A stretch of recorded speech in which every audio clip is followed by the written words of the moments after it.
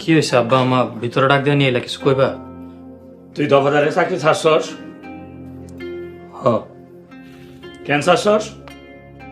আব্বা দফাদারের মতি গতি আমার কাছে ভালো লাগতেছে না। হে জানি কেমনই আমার সারাদিন লগে লগে নিয়ে ঘুরাইবো, কিন্তু কোনো কাম কাজ দেয় না।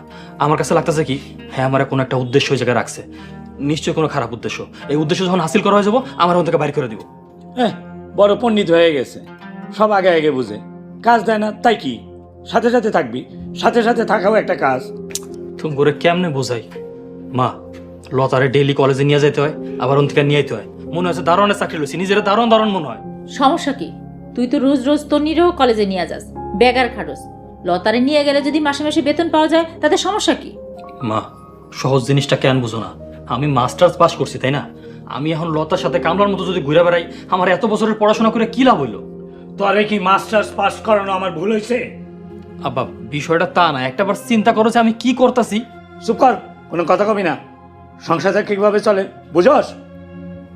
বয়স হয়ে গেছে, আগের মতো পরিশ্রম করতে পারি না। আল্লাহ জানে কয়দিন চাকরিটা করতে পারুম। আজকে চাকরি চলে গেলে কালকে না খায় থাকবি। শোন বাবা, তোর বাবা দফাদারের সাথে কথা কয়ে এসে, তুই কাল থেকে ডিউটিতে যাবি। আমি কথা দিয়ে আইছি, আমার কথার যেন নড়চড় না হয়। আর যদি নড়চড় হয়, আমার দুই চোখ যেদিকে যায় সেদিকে আমি চলে যাব।